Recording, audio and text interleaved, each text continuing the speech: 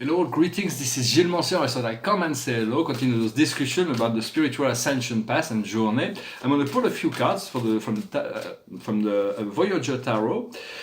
For those who are not fortune telling, I'm not trying to determine what you should do with your life, your outcome. It is for you to choose. This is just a brief mirror, just a mirror to bring something to the forefront of consciousness, those ideas that may need to that bring light into situation. So it is quite. So we do not want to be distracted by what's coming to us from the outside world. So the situation is called the inventor. It's the man of crystal. So it's about using the confusion and creativity to create something new, to use our creativity as much as possible, to be the inventor, to create. What goes around the situation is the strength. It is the card of strength. It's the heart opening. It is the timing of this, the lion and the deer. It is about being gentle yet strong. What we see before us is a commencement. It's a brand new beginning. It's something that's like just starting. So we want to be excited about that, and we want to make leaps of faith. What we see in our subconscious, the past, is synergy. There's going to be a blending of energy. We may not be aware, but those things, energies have blended together. They have been, and so we are accepting this unity consciousness, and where we are now is passion. It is the Ten of Cup. It is about being satiated, about being full of energy. It is like a cup that is full and is like overwhelmed, overflowing. What's coming so it's the Ten of Cup that's followed by the Nine of Cup. It's the wish fulfilling card. It is the dream coming true card. It is called fulfillment, and here it is very festive. There is this dream coming true. That's right here. The strengths we have in this situation, who we are, is the actor. We have to learn that we are playing act, but we can change the role. Eventually, we drop the mask and be ourselves, to be our God self, to be our higher self, our soul, which is solely guided by love, light, and wisdom. What comes to us from the outside world is sorrow. Sometimes we may be confronted with sorrow from the outside world, but we do not want to be. We do not want to necessarily. We do not want to dive into that. We want to protect ourselves against that. Yet be sensitive to alleviate, to bring the love into situation where we can show people they can find their own wholeness, so that they can alleviate their sorrow. For sorrow is something that needs to be expurged. We have to face all those shadows within ourselves. And so once this is done, there is freedom at the end of the journey, but we have to recognize the darker aspect of ourselves, a mistake. We have to recognize them, accept them, forgive ourselves, ask for forgiveness if necessary, and then freedom comes. What we see in our hopes and fear, in our inner emotion, is the hermit, is the ability to hold the light of truth. It's about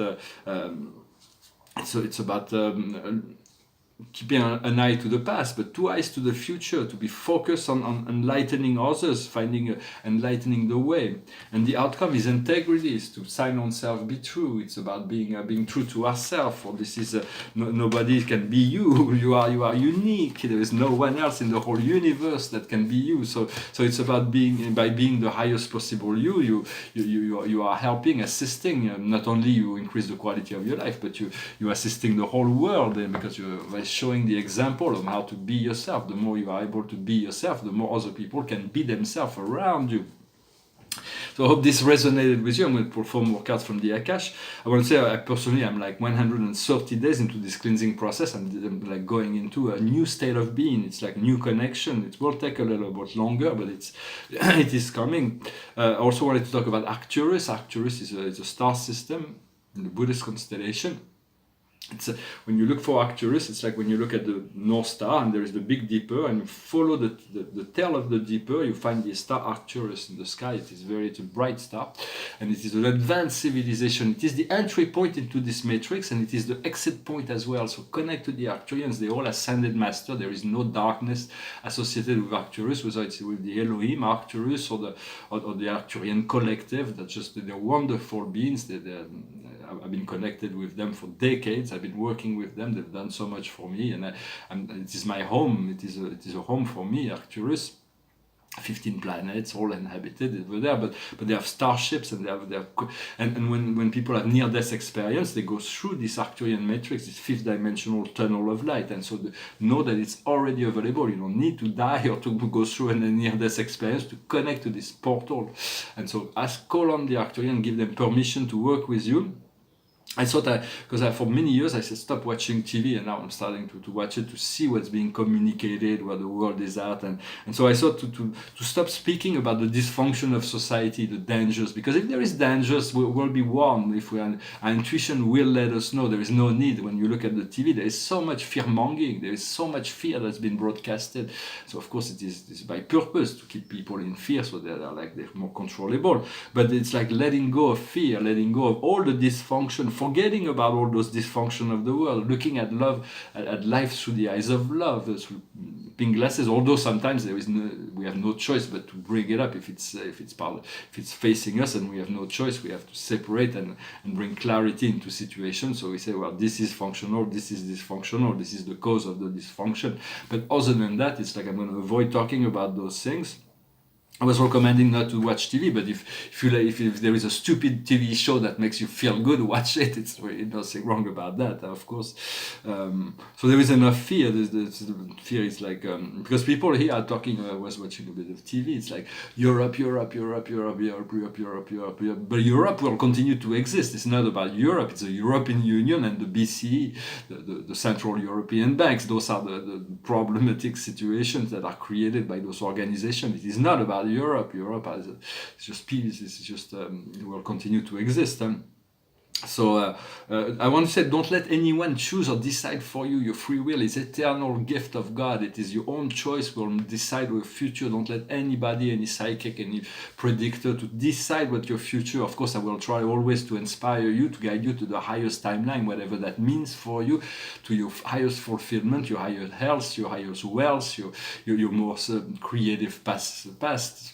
For we all seeking to find this abundance, this freedom, this joy, this eternal bliss. So this is really what I'm looking, I'm guiding. The purpose of those videos is to inspire and to in that direction. But everybody has the right to choose their own path, and it's not those who do not choose that can have the right to choose something else.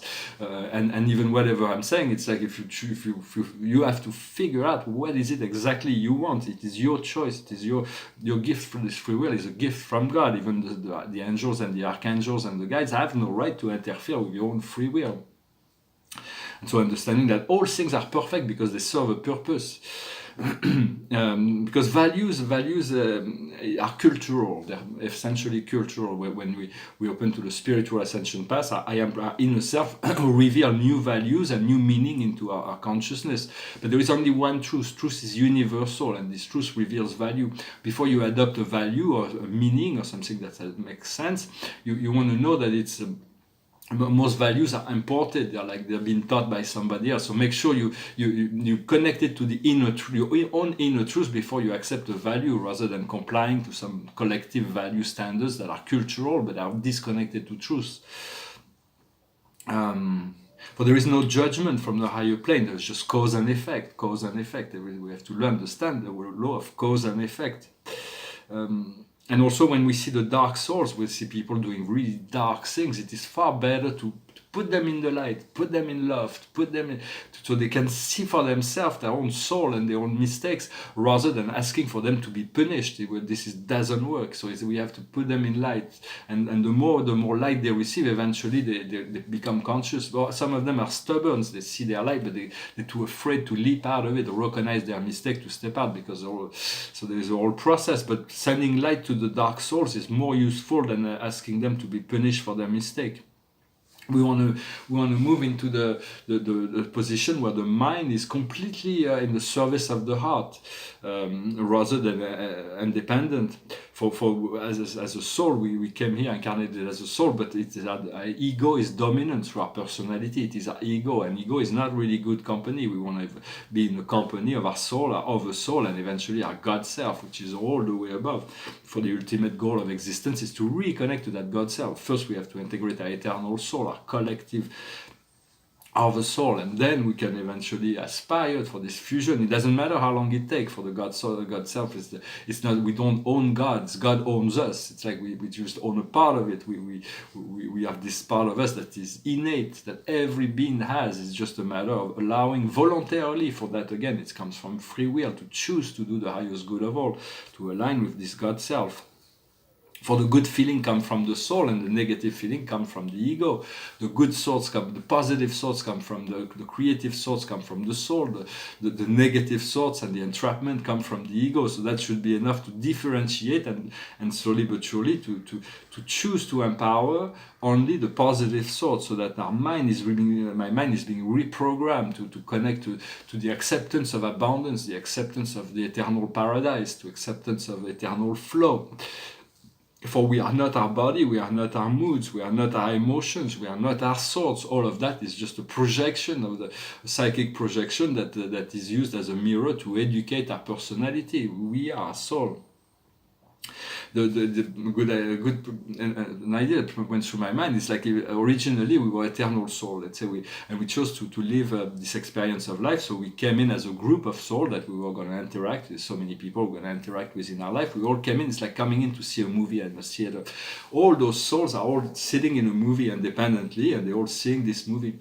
And then the movie is about us, but it's a and then the movie starts. As a spectator, we begin to identify with the prime character, with the lead character, and then we become emotionally involved in the story. But at the end, we see it was only a movie. We no matter how good the story was, if it was a drama, a comedy, a mix of the two, it is just a story that's been shown, that's been projected. So it's about being contemplative, understanding your soul that is sitting in this theater, and the movie is the life that you're living, and yet understanding you have the power to transform, to become wiser inside your own production. It's like a super production of the universe that God has created for us, this holographic movie that we're living. For the angels and the guides, our personal staff, they're always on call, they're always here to assist, but they only have so much rights because of our free will, and we have to give them permission to work, to find ways to interact, to be more to know that we can trust and count on them and become one, to become connected in this flow. Once we get connected with our angels and spirit guides, there is a great flow, because they're all part of, they're within the law, they're on the higher planes, and so they know all that is good, and they can bring things with far more grace. They have far more wisdom than we do, so we can draw on from those sources of wisdom.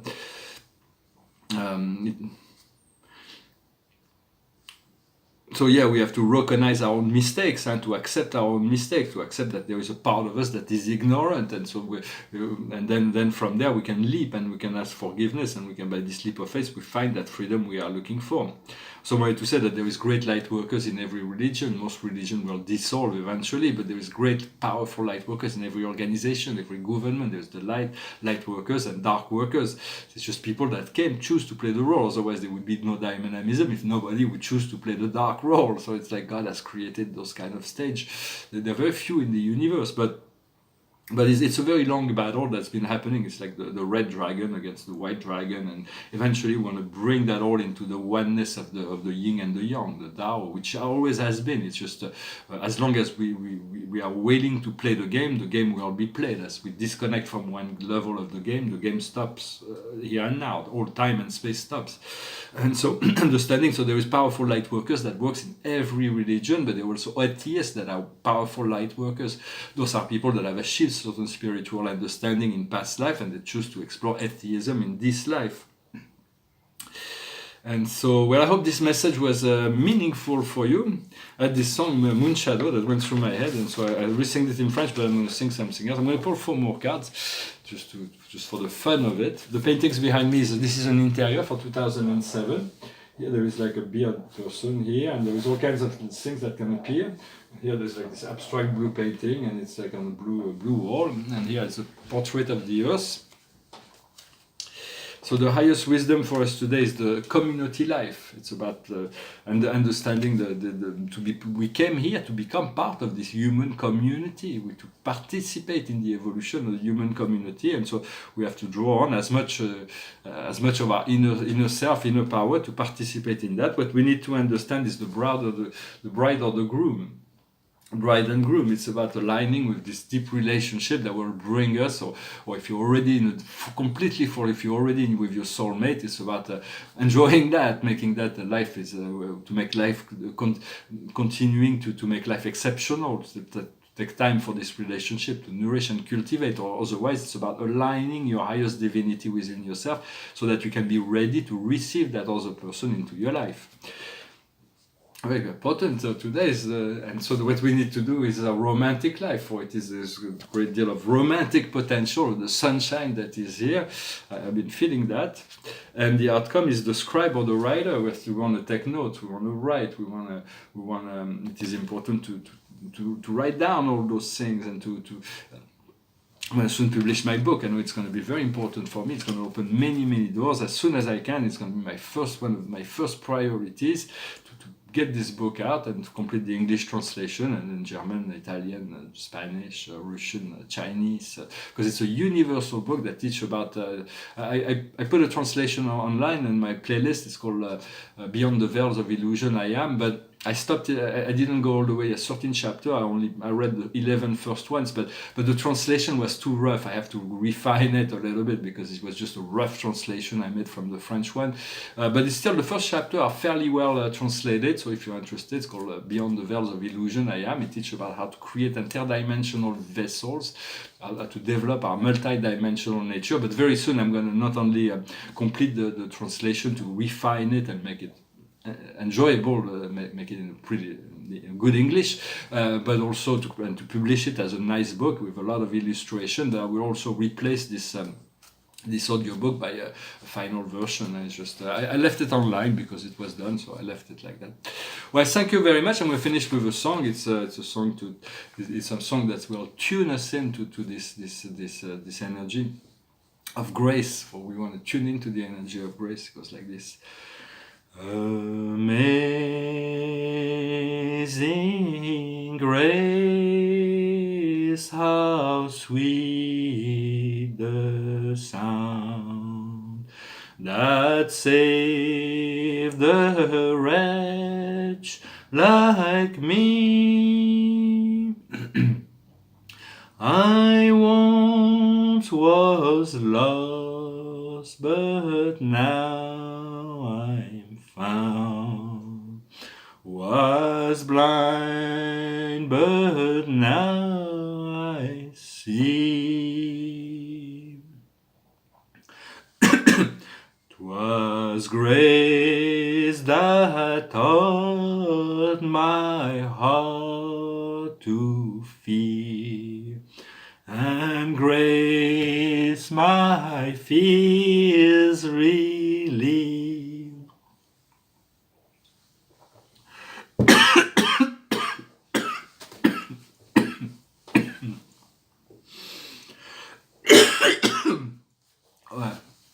I'm sorry, I have to stop. I'm cleaning up my lungs right now. There's so much that that is coming up.